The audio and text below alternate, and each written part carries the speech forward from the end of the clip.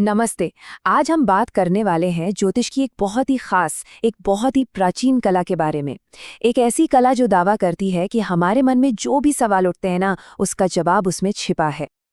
कभी कभी ऐसा होता है ना कि हम बस चाहते हैं कि कहीं से कोई इशारा मिल जाए, कोई सीधा सा जवाब मिल जाए हमारे किसी उलझे हुए सवाल का। ये इच्छा हम सब में होती है और सदियों से इंसान इसी खोज में लगा है। तो आज के हमारे इस सफर में हम क्या-क्या देखने वाले हैं? सबसे पहले हम देखेंगे कि ब्रह्मांड कैसे जवाब देता है। फिर हम समझेंगे कि किसी सवाल का चार्ट कैसे बनता है। इसके बाद हम शकुनों को पढ़ना सीखेंगे और कर्म और ब्रह्मांड के कनेक्शन को भी जानेंगे। और आखिर में हम बात करेंगे कि ये जो उत्तर खोजने की पूरी प्रक्रिया है, इसका मतलब क्या है। तो चलिए शुरू करते हैं और समझते हैं इस प्राचीन सिस्टम को। एक ऐसा सिस्टम जो मानता है कि जवाब कहीं दूर नहीं, हमारे आसपास ही हैं। बस उन्हें देखने की, पहचानने की जरूरत है। देखिए, हमारा ये जो पूरा विश्लेषण है वो एक खास ग्रंथ पर आधारित है, जिसका नाम है ज्योतिष प्रश्न कुंडली विचार। यही ग्रंथ हमें इस अनोखी ज्योतिष कला को समझने में गाइड करेगा। अब एक बात साफ कर देते हैं। ये जो सिस्टम है, ये रोज के राशिफल जैसा बिल्कुल नहीं है। इसमें सबसे बड़ा फर्क ये है कि यहाँ जन्म का समय नहीं, बल्कि सवाल पूछने का जो वक्त है, वो सबसे ज्यादा मायने रखता है। तो प्रश्न कुंडली का मतलब क्या हुआ?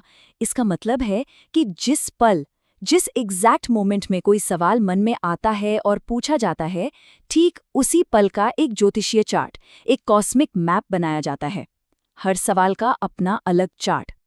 और जैसा कि देखा जा सकता है, ये कोई हवाई बात नहीं है। ये जन्म कुंडली की तरह ही एक पूरा टेक्निकल सिस्टम है। इसमें भी ग्रहों की स्थिति, उनकी चाल, सब कुछ बहुत बारीकी से देखा और परखा जाता है।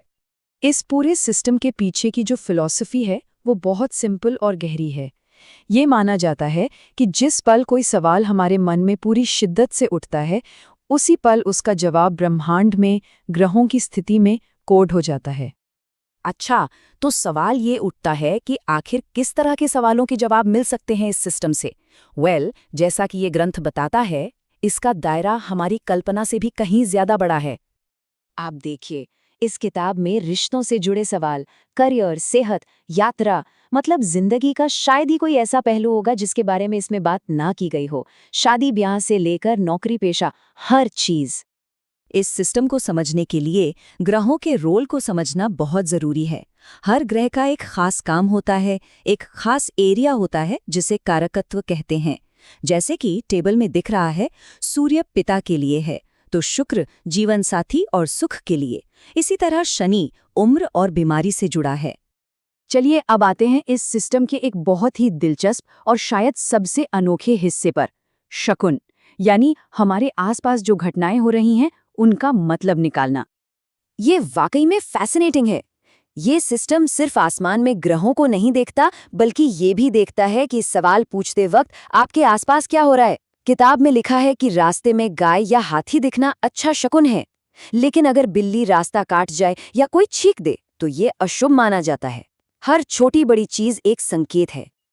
और ये सिस्टम इतना डीप है कि ये आय स्पर्शक चक्र ये तक बताता है कि सवाल पूछते समय अगर अनजाने में हमारा हाथ शरीर के किसी हिस्से को छू जाए, तो उस स्पर्श का भी एक खास मतलब होता है, एक खास नतीजा होता है। तो आखिर इन सब के पीछे की बड़ी पिक्चर क्या है? ये सब सिर्फ भविष्य बताने का एक तरीका नहीं है। इसकी जड़ें कर्म के सिद्धांत से बहुत गहराई से जुड़ी हुई हैं। ये एक बहुत पावरफुल आइडिया है। इस ग्रंथ के अनुसार प्रश्न कुंडली एक चाबी की तरह है जो हमारे पिछले जन्मों के कर्मों का ताला खोलती है। ये दिखाती है कि हमारे किन कर्मों का फल हमें इस जीवन में मिलना है। तो यहाँ एक बहुत जरूरी फर्क समझना होगा।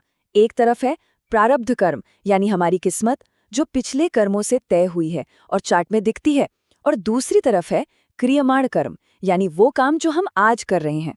किताब कहती है कि चार्ट हमें रास्ता तो दिखाता है, लेकिन हमारे आज के काम उस रास्ते पर असर डाल सकते हैं।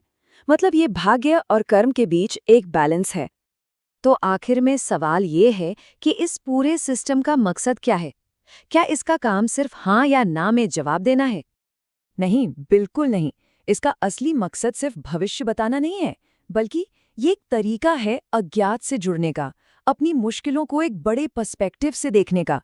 ये एक ऐसा फ्रेमवर्क है जो हमें बेहतर फैसले लेने और हालात को बेहतर समझने में मदद कर सकता है। तो एक सवाल के साथ इसे खत्म करते हैं।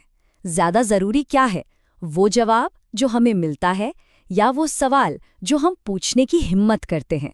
शायद इस पूरी कला का असली सार इसी सवाल में छिपा है।